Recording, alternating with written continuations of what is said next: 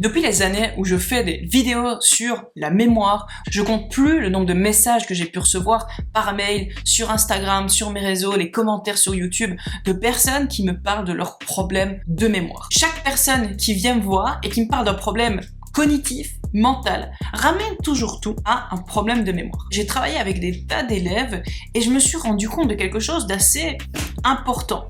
C'est que la plupart du temps, les problèmes que les gens vont me ramener, même si en finalité il s'agit bien d'avoir oublié quelque chose, la source, c'est assez rarement des problèmes de mémoire. Pour savoir où situe le problème, il faut déjà comprendre qu'est-ce qui se passe dans un cerveau au moment où il apprend, au moment où il mémorise, au moment où il fait quelque chose vraiment qui entraîne une capacité mentale mnémonique. Les étapes de la mémorisation se décomposent comme suit. C'est l'étape d'attention, l'étape de compréhension, l'étape d'absorption, d'ancrage et de restitution. Et souvent, quand une personne qui a oublié qu'elle devait faire telle ou telle chose, a oublié telle information, va mettre la cause de cet oubli au niveau de l'étape d'absorption qui est réellement l'étape de mémorisation en fait, la première étape de mémorisation. Alors que souvent, le problème il se situe souvent plutôt au niveau de l'étape d'attention et d'ancrage. L'étape d'attention, c'est bien sûr l'étape de concentration. Quand on n'est pas attentif à quelque chose, on peut pas le retenir. Quand tu oublies que quelqu'un t'a dit quelque chose, souvent c'est pas forcément un problème de mémoire, c'est de se demander est-ce que tu as été attentif en premier lieu à ce que cette personne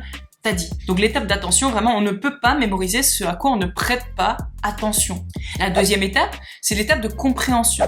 Cette étape de compréhension, elle est pas toujours indispensable. Selon l'objectif de la mémorisation, tu pourrais très bien retenir des choses que tu ne comprends pas, ça c'est déjà fait, même avec des bonnes techniques de mémorisation. Maintenant, pour une mémorisation long terme et pour avoir vraiment un retour sur investissement du temps que tu passes, c'est mieux de passer du temps sur cette étape de compréhension.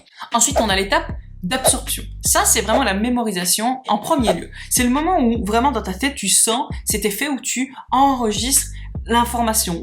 Ensuite, on a l'étape d'ancrage. Cette étape d'ancrage, c'est elle qui va permettre une mémorisation moyen long terme. Donc on a une mémorisation à court terme, quelques secondes, quelques minutes, avec ce passage à la mémorisation moyen terme qui va dépendre de l'ancrage. L'ancrage, c'est arroser les graines que tu viens de planter. On plante des graines pendant l'absorption, on les arrose pendant l'ancrage, et après on les restitue quand la plante a poussé. Et puis enfin, on a la dernière partie, c'est la partie restitution. La partie restitution, c'est la partie où on va rechercher l'information correctement et pouvoir la ressortir au bon moment. Donc l'étape de restitution, c'est pas juste de ressortir les mots, c'est aussi d'être capable dans son cerveau de pouvoir avoir classé correctement les infos pour savoir où aller les chercher. Associer les problèmes de mémorisation à l'étape d'absorption, c'est instinctif, mais bien souvent c'est quand même relativement faux et c'est assez réducteur de l'étape de mémorisation. C'est sûr que utiliser des choses, des techniques qui vont aider cette étape, ça va vraiment servir à quelque chose. Dans mes formations, dans les accompagnements que je fais avec les gens, on passe pas direct à la phase technique de mémorisation. On passe par d'autres phases avant qui vont justement aider à travailler l'étape d'attention, l'étape d'ancrage. Parce qu'une absorption, si elle n'est pas accompagnée du reste qui est optimisé, ça ne va jamais pouvoir aboutir au résultat optimal et au meilleur résultat possible. Le problème qui aujourd'hui fait que tout le monde a un cerveau sous format gruyère avec des trous, une passoire et qu'on retient rien, c'est parce que notre attention elle est mise à rude épreuve dans la société dans laquelle nous vivons.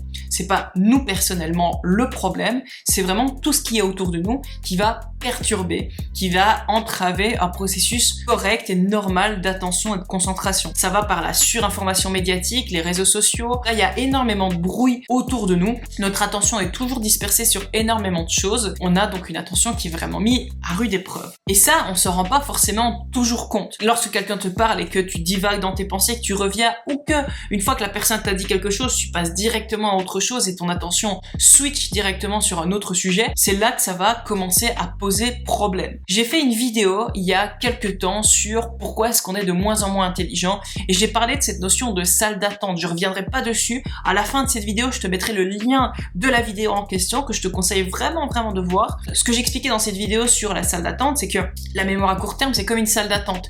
Les informations, elles arrivent, elles rentrent dans cette salle d'attente et pour pouvoir passer dans le salon qui est la mémoire à long terme, ces informations, il faut qu'elles puissent être processées. Et lorsque tu mets pas assez d'attention, pas assez de concentration et d'énergie sur une info, eh ben l'info elle va quitter la salle d'attente et elle sera pas du tout processée. Donc ça, c'est vraiment important, cette étape d'attention, cette étape de concentration, cette étape où tu peux te plonger dans une tâche. Si pendant ton processus d'apprentissage, tu es distrait toutes les 5 minutes ou que des pensées parasites toutes les minutes viennent dans ton cerveau et que tu n'arrives jamais à te plonger avec concentration dans une tâche, ça va complètement affecter le process global. Et donc à ce moment-là, c'est pas un problème de mémorisation, c'est littéralement ton attention qui pose problème. Ça, c'est pour l'étape d'attention. Au niveau de l'étape d'ancrage, c'est encore différent. C'est l'étape juste après la mémorisation. Quand on mémorise, pour que cette information puisse grandir, puisse se développer, il va falloir que cette information soit répétée. Et quand je dis répéter, c'est répéter de la bonne façon et c'est là aussi souvent que le problème se situe. Ça, c'est quelque chose de très important que je dis à tous mes élèves,